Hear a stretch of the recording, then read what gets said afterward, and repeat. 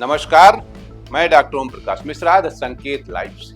आज हम चर्चा करेंगे आयुष्मान भारत योजना की, जो भारत के गरीब और जरूरतमंदों को मुफ्त इलाज का वादा करती है। आज वो एक बड़े घोटाले की चपेट में। क्या सच में मिल रहा है मुफ्त इलाज या फिर ये सिर्फ एक दिखावा है? आइए जानते हैं पूरी कहानी। क्या आपको पता है कि जिस आयुष्मान भारत योजना से गरीबों का इलाज होना था, उसमें 643 करोड़ की धांधली पकड़ी गई। हजारों फर्जी दावे, सैकड़ों फर्जी अस्पतालों पर जुर्माना और मरीजों को इलाज नहीं। आखिर इस योजना में गड़बड़ी कैसे हो रही है और इससे आम जनता को क्या नुकसान हो रहा है? 11 मार्च को केंद्रीय स्वास्थ्य राज्य मंत्री प्रताप राव जाधव ने राज्यसभा में बताया कि आयुष्मान भारत योजना के तहत धोखाधड़ी करने वाले अस्पतालों और संस्थाओं के खिलाफ सख्त कार्रवाई की गई है। कार्रवाई क्या की गई है, ये अभी तक पता नहीं चला है। आयुष्मान भारत योजना में 643 करोड़ रुपए के 3.56 लाख फर्जी दावों को खारिज किया गया है।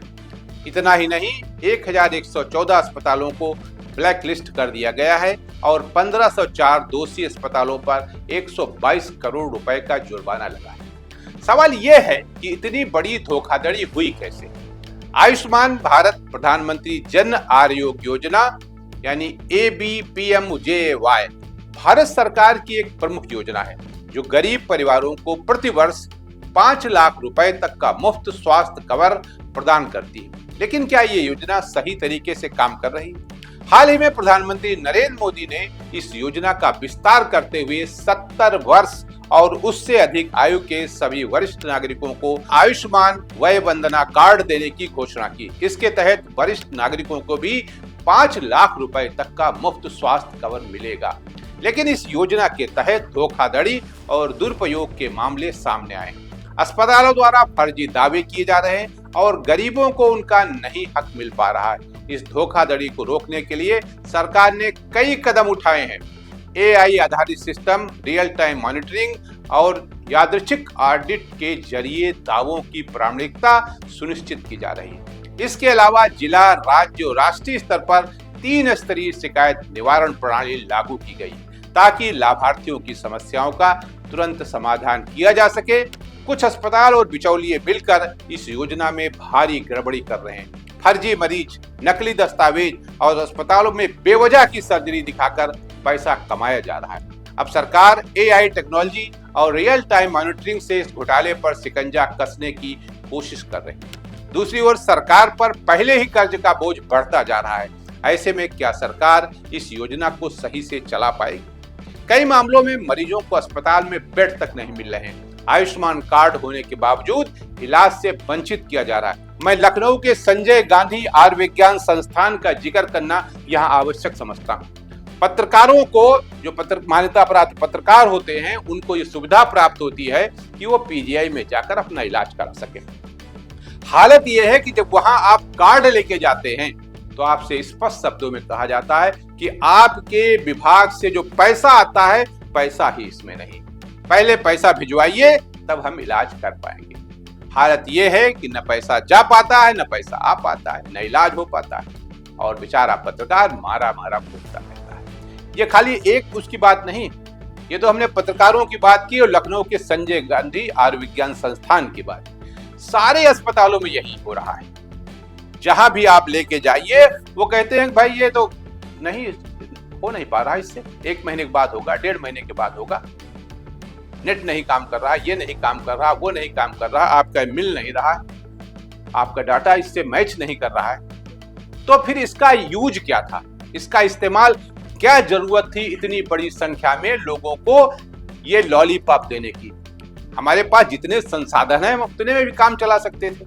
हर आदमी लिए घूम रहा है प्रधानमंत्री का ये कार्ड, लेकिन सुविधा के नाम पर कुछ नहीं मिल रहा है। आयुष्मान कार्ड जो मोदी जी छाती ठोक के कह रहे मैंने 5 लाख फ्री इलाज दिया है, 25 लाख राजस्थान में दे रहे हैं, यहाँ 5 लाख दे के कहते हैं मैंने 5 लाख रुपया दे दिया फ्री का, और उसे कोई नहीं पूछा हॉस्पिटल में। अच्छा, क्या कह रहा है मोदी? वो क्या कह रहा है? वो 5 लाख फ्री दे के किसको इलाज मिला? मैं 3-4 हॉस्पिटल में जा चुका हूँ।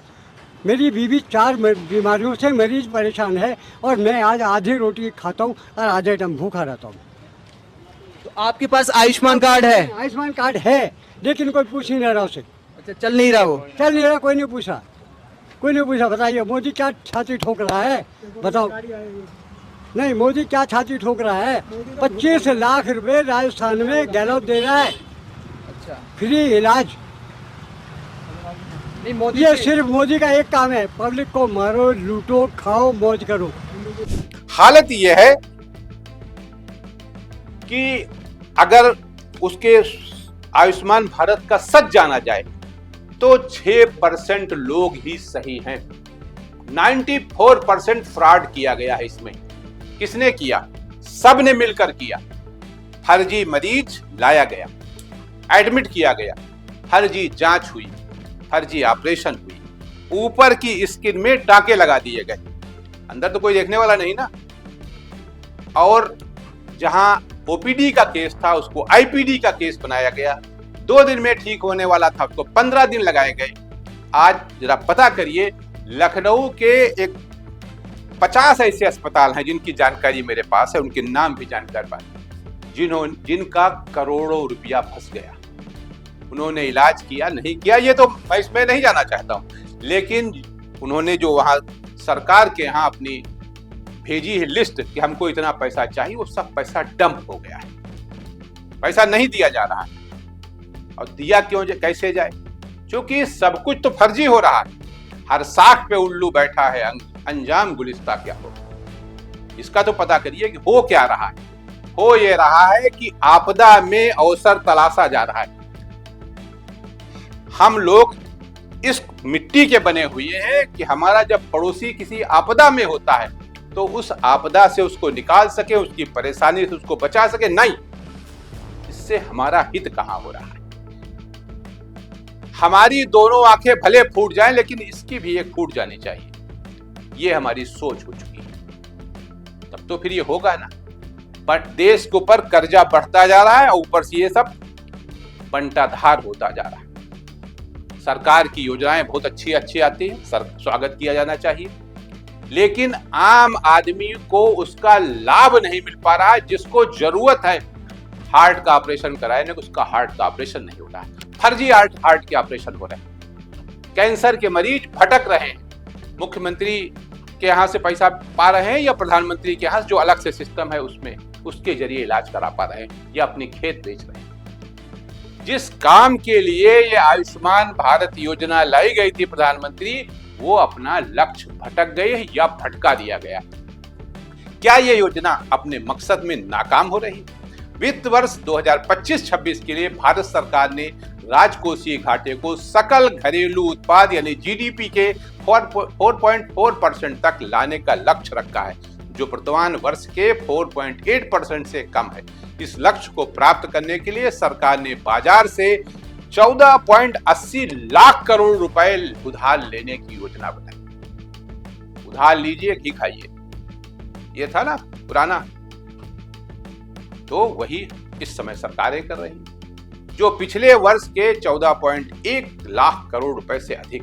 अब आप अनुमान लगा लीजिए क्या हो रहा। इसके अतिरिक्त सरकार का उद्देश्य 31 मार्च 2021 तक कर्ज से जीडीपी अनुपात को वर्तमान 57.1% से घटाकर 50% करना है। सरकार बढ़ते कर्ज के बावजूद आयुष्मान भारत योजना को प्रभावी ढंग से लागू करने के लिए प्रयासरत है। यकीनन बधाई के पात्र है अगर ये प्रयासरत है, लेकिन जब उसको अंजाम तक पहुंचाने दे तब तो। हालांकि अस्पतालों में बेड की कमी और इलाज से वंचित होने जैसी चुनौतियां बनी हुई। इन समस्याओं के समाधान के लिए निगरानी तंत्र को और मजबूत करने, स्वास्थ्य सुविधाओं की उपलब्धता बढ़ाने और योजना के क्रियान्वयन में पारदर्शिता सुनिश्चित करने की आवश्यकता है। लेकिन जिनके अंदर आपदा में अवसर की तलाश है, उनका क्या होगा? इस पर भी विचार करने की आवश्यकता है। आप सबको पता है कि प्रधानमंत्री जन आरोग्य योजना जो है 23 सितंबर 2018 को पूरे भारत में लागू की गई थी और इसका शुभारंभ झारखंड की राजधानी रांची में प्रधानमंत्री जी ने किया था। क्या हाल आया, कितना घाटा हुआ, कितना लोगों को बेवकूफ बनाया गया, क्या क्या हुआ, ये सब आपके सामने है। आज के लिए इतना ही। नमस्कार।